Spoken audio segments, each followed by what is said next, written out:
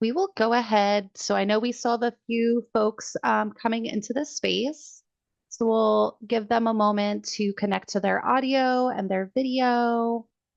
And to be mindful of time, we are right at the top of the hour. So we will go ahead and get started. And we'll, of course, welcome other folks as they pop in this morning. So again, good morning. Happy November. We are somehow at November. So here we are. For those who may not know, my name is Taylor Teichman. I'm the Youth Development Coordinator for PA's Education for Children and Youth Experiencing Homelessness program. And we are excited to be offering our next session, Understanding the Impact, a data walkthrough of the ECYEH program trends and insights this morning as part of our series session. As we gear up, as I said, we're happy November. We're gearing up for ECYEH Awareness Week, which is taking place November 17th through November 21st. So we thought, what better way to kick off November than to explore some of our ECYEH program trends, where we've been, where we're going, and just this invaluable data collection that we've been, and you all have been helping us to collect over the last several years. So we're just really excited for this timely discussion. And I will be dropping some handouts in the chat momentarily. You'll want to make sure to grab those because you will use those during your breakout rooms today.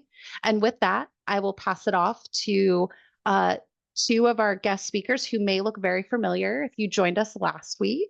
We have Sheila Bell and Jim Ross with Allegheny Intermediate Unit and who are part of our statewide ECYEH program colleagues. So thank you so much, Sheila and Jim, for being back with us today. Hi, everyone. Thank you so much for having us. My name is Sheila Bell. I am the Program Director of Evaluation Grants and Data at the Allegheny Intermediate Unit. We are the state evaluator for the ECYEH program. I'll let my colleague Jim introduce himself. Hello, everyone. Jim Ross. As Sheila said, we deal with the ECYEH data, and Sheila will be basically taking care of this presentation. I'll jump in as needed. Thank you. Can everyone see the slides? Oops, can't tell. Yes, Sheila, I can see it. Looks good. Okay, great. Thank you. All right. So as Taylor said, today we're going to take a data walk through the ECYEH program trends. We just did our introduction, so we're just going to give you a little bit of background about the ECYEH evaluation so you have context for where this data is coming from.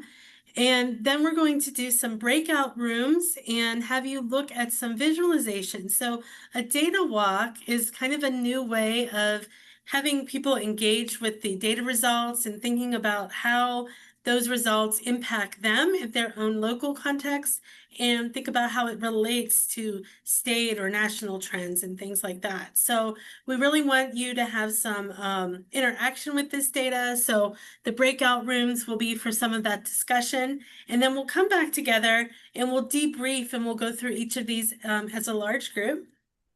So you'll get to see all the visualizations that we'll talk about today. And then we'll end with thinking about how to use some of this data and, some of the other things. You can get the slides and so forth. So the purpose of the ECYEH evaluation is to really assess how effective the regions are in supporting LEAs and meeting program goals, ensuring that students experiencing homelessness get the services they need so they can be successful in school, and build that regional capacity for continuous quality improvement and, program enhancement over time. We really want to make sure that our kiddos that are experiencing homelessness are able to achieve some of the outcomes that we're setting out for them.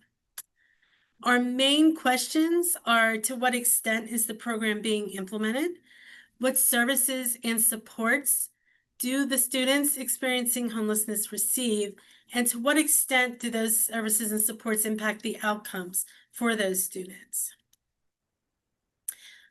We get the data from a lot of sources, which you may already know, but first, we get extracts from the Pennsylvania Information Management System, PIMS.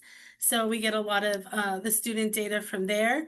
We also get extracts from the Migrant Education Program database.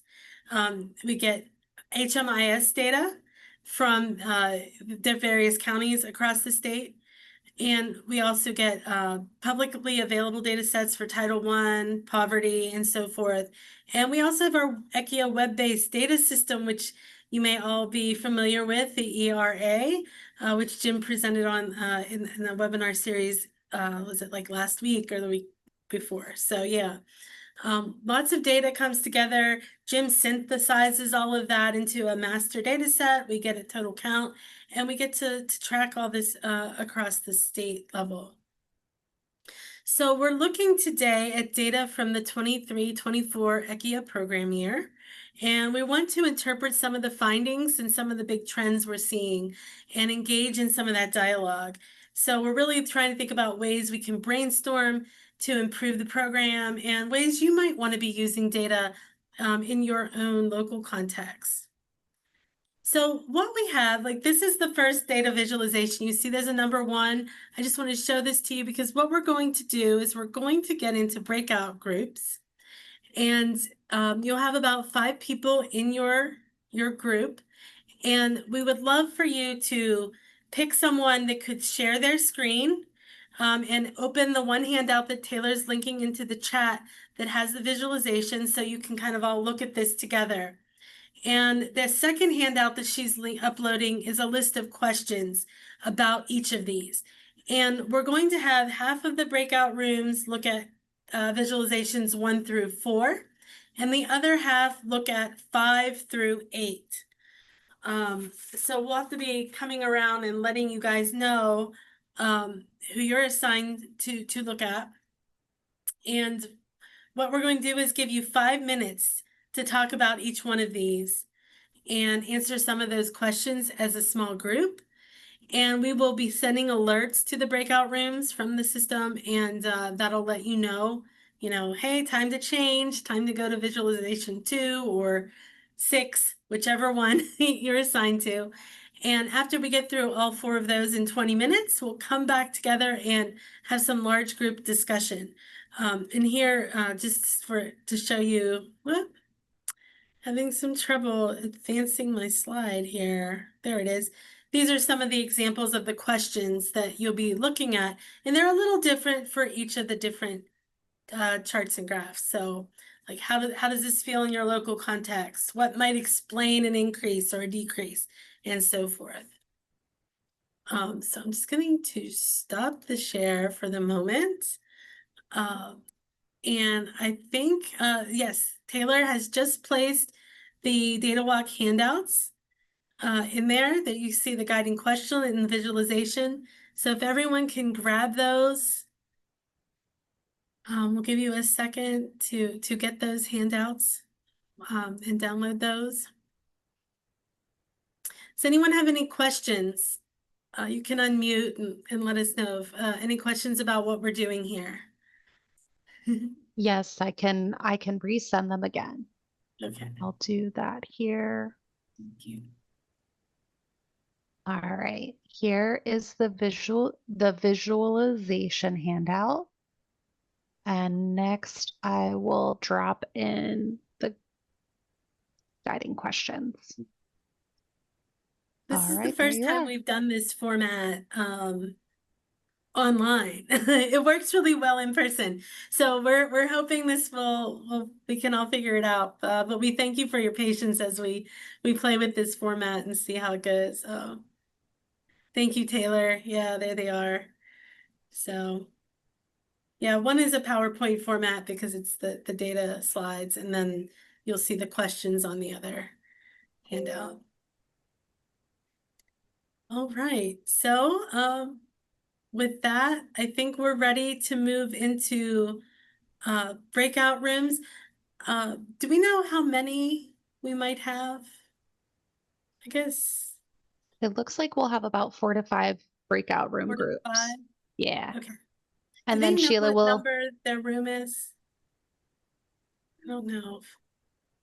I'm just trying to think how to tell them which ones to look.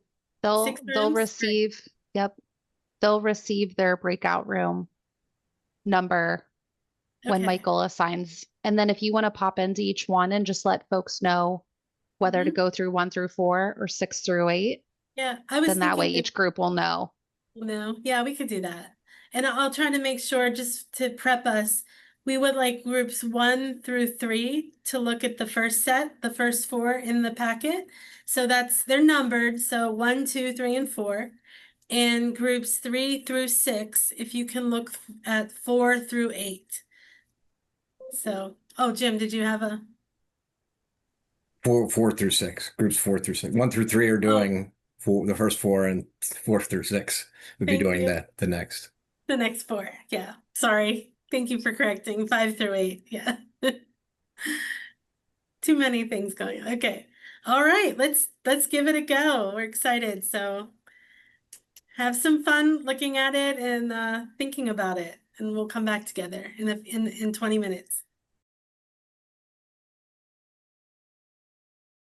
Well, welcome back, everyone. I hope that was fun and gave you some different perspectives on the data, and you had some good conversation going.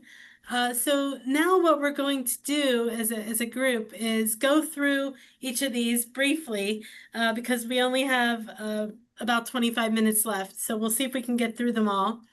So the first one here are the number of students identified as experiencing homelessness. And you can see that enrollment increased by 32% over the last 5 years.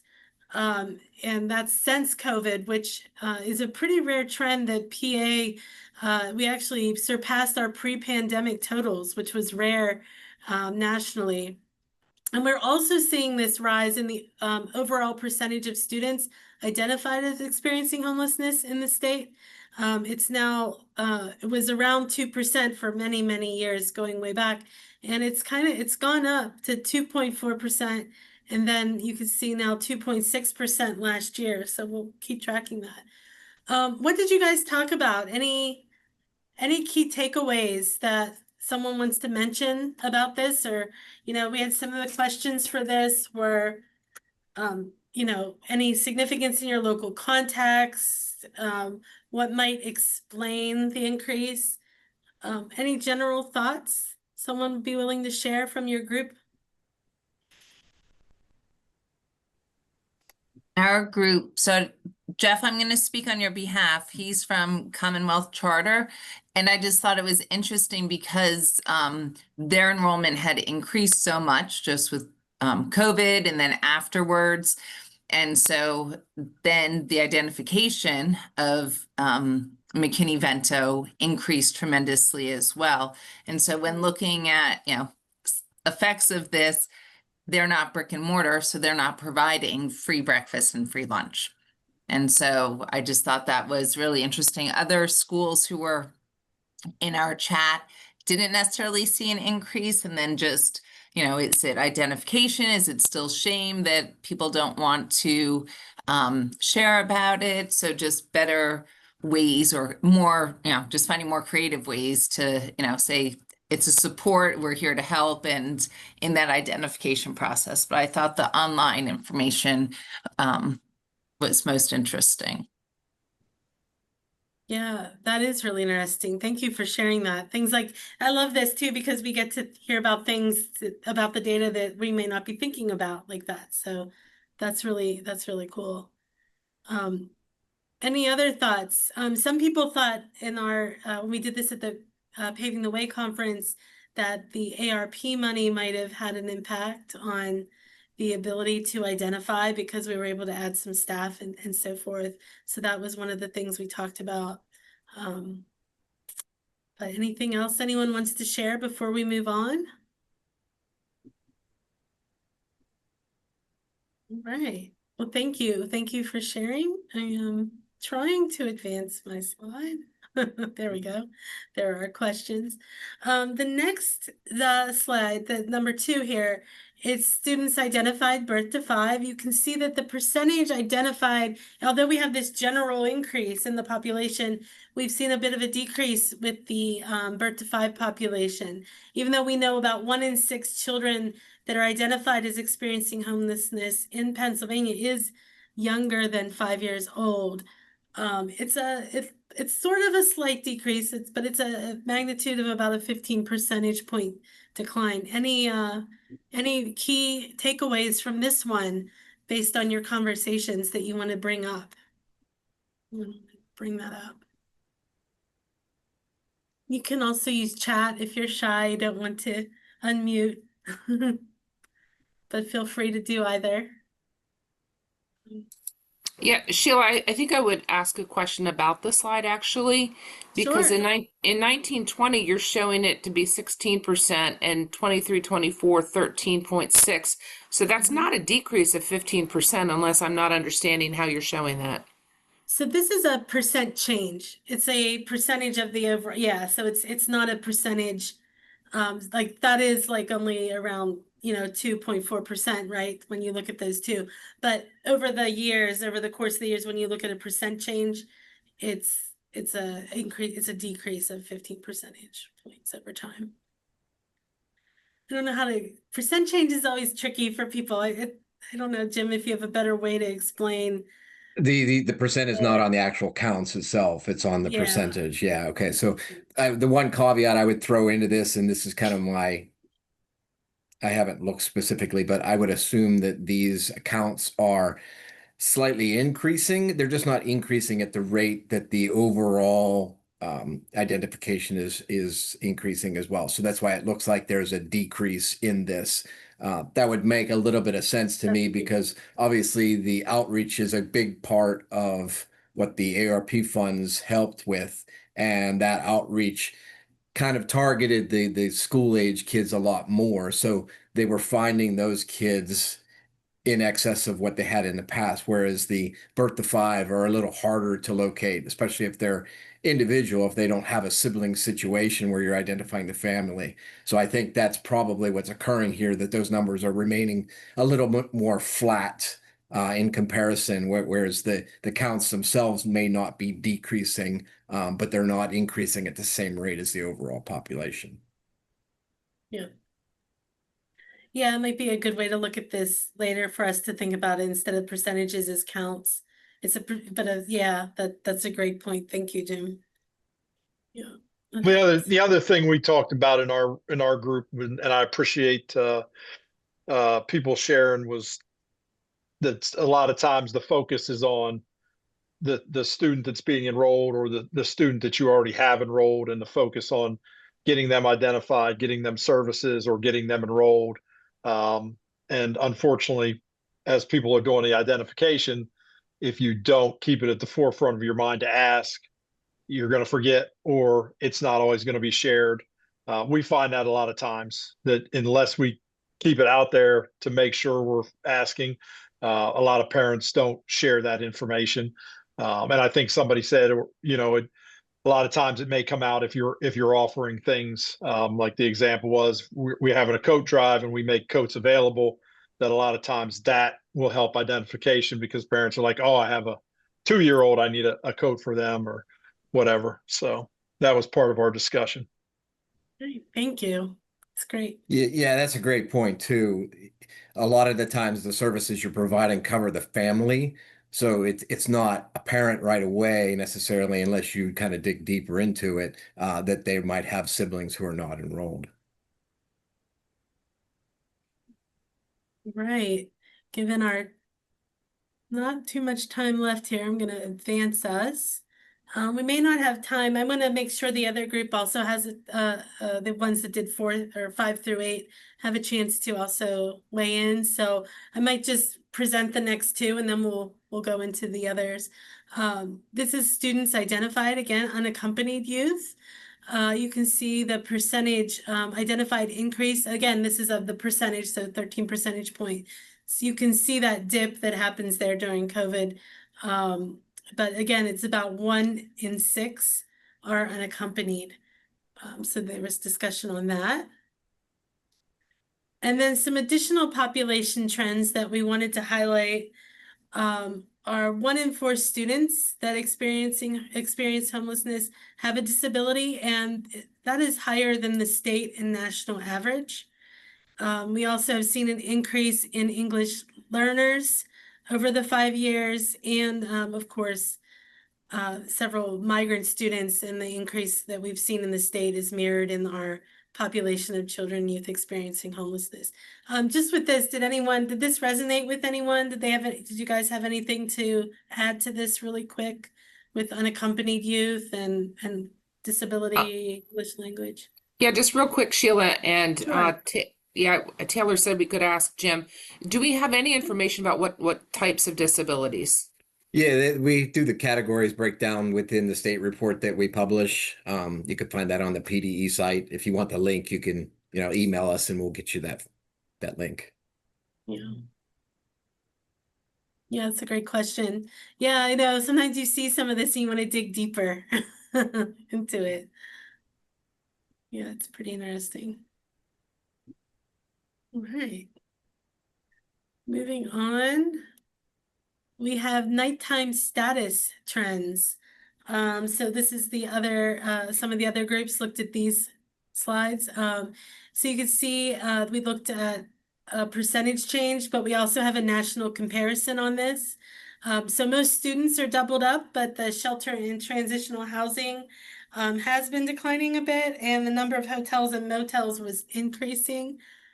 Any insights someone wants to share from the review, the small group discussion that you'd like to talk about?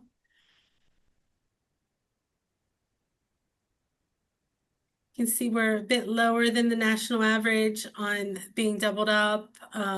We had a lot more in shelter, transitional housing.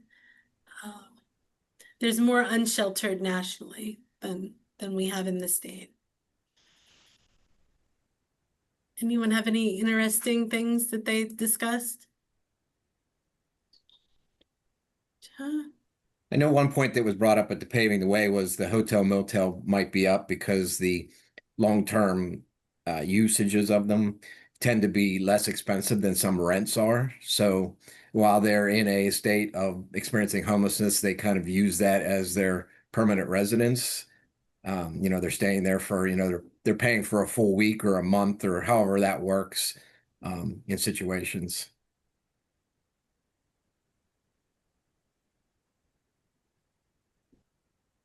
All right, well, we'll keep moving since we have about 10 minutes left here. This next slide is looking at the percentage of enrolled students. So you can see that those who experience barriers to enrollment, attendance, or academic success, it did increase over the 5 years. There's a 61% change increase, which is pretty big. We could think about probably the pandemic and things. The most commonly reported issue was determining eligibility, then followed by the transportation needs. Does that resonate with anyone? Did that seem true in your local context, or any thoughts that came out based on the conversations?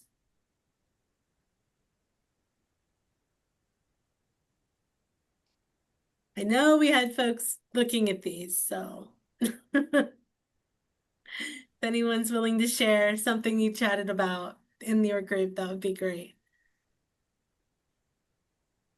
Transportation in the chat, transportation was a major barrier, yes. So talking more about that. So that did resonate, something we might be seeing. Yeah, I think something that was brought up in paving away was just the access to bus drivers, that there weren't enough people available to drive the buses that they were required to do the routes that they were running. Yeah. Yes, yeah, it's good. Good memory, Jim. Thank you. That's good. All right, we'll go through 2 to go. These ones are kind of interesting as well. So this is our attendance outcomes. So you can see a drop in very high attendance from 57% down to 48.7. Moderate, kind of, it increased a bit, and then low and very low increased.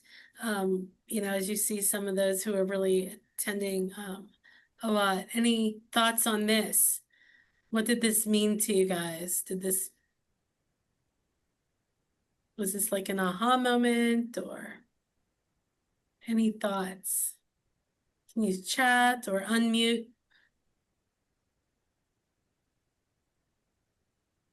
Hey there. One thing when we were looking at this, like one of my questions was the increases and the decreases, where did they end up in that whole aggregate?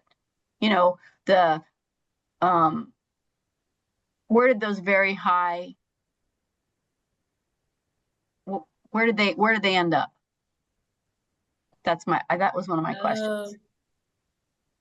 When they went, when it goes from 57 to 48, do they increase the low and very low, or do they move down to moderate? Because that huge jump between moderate and low was really noteworthy. Yes. We don't track, I don't know that we could track by individual that way. Can we, Jim? Like, it's aggregated, so we don't know which kid moved to which category, unfortunately. Yeah, I mean, these are kind of the cohort shifts. Yeah. I mean, it looks like you probably basically have like a fall down effect, that some of those very high are falling down into the moderate, and then some of the moderate are falling down into the other categories. Yeah. So that's probably what's happening, without actually looking at the spread of the data from year to year. We can't really surmise that from this graph, but I think some of the conversations at Paving the Way were kind of around with COVID, we obviously had the remote learning, and the remote learning, in a lot of cases, was not a 5-day thing. They were going on a 4-day schedule in some cases, or somewhat. So I think kids kind of got used to that. So, they don't feel like they should be in school 5 days. So maybe they're kind of doing their own thing in terms of, showing up. And that on average has kind of dipped a little bit comparatively. The other thing is, because it starts only when COVID was there, that's reflected in these attendance outcomes. But what was attendance in 2017, 2018? What was the difference?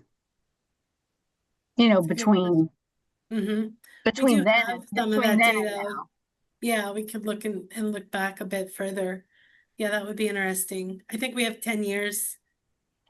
Because at some point, the state hopefully wanted to focus on 5, but yeah, sorry, I didn't mean but that 5-year focus is like really noteworthy. So where is it, historically? I mean, historically, I would think attendance is going down, period, because people just don't feel that compelled to show up for anything sometimes. But yeah, I think that would be an interesting thing to see. Okay, thank you. That's good feedback. Yeah, we'll definitely try to take a look at that and get that out there. That's cool. In interest of time, I'm just going to jump to our very last one. We have the outcomes slide. So here we have some state comparisons and some other comparisons as well with Pennsylvania economically disadvantaged group. So you can see graduation for grade 12 is up a bit, which is great. We see an increase. And those not chronically absent is going down, which is also a great thing to see.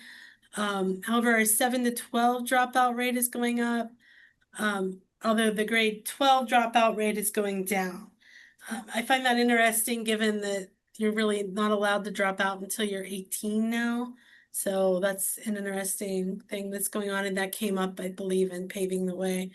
And then you have your scores, so you can see advanced or proficient in reading has been, dropped slightly, not a ton, but it's slight. And then in math, though, we see a gain, a little bit more of a significant gain, which is great. So it's still, we're way behind, though, if you look at the comparison to just the general student population and those in the student population that are economically disadvantaged, we're still very, very behind. These numbers are very low.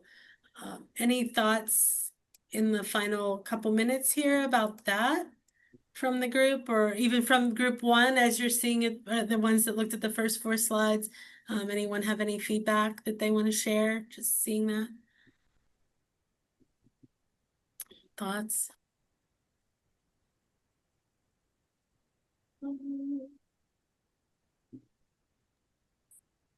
One thing I'll probably throw out there is that because of the ESL increase, that's probably why we're seeing, or at least partly why we're seeing the decrease in reading and the increasing math. You know, obviously the reading is a challenge for ESL students, so that their scores would be a little lower. And in the case of the math, obviously we know for some parts of math, it's not necessarily a reading-based thing. The mathematics is something they can do, and I think in those cases they might be able to get translations. So it's not really the English part is not necessarily a barrier for some in that case. So that's why the scores might be a little bit higher. If we have, you know, immigrants coming in from other countries, you know, they might be, you know, better at math coming into the equation. Not to throw any disparities on our education system here, but that could be possibly what's going on. Also in the chat, we have a comment that says, it would be interesting to see this broken down by nighttime status.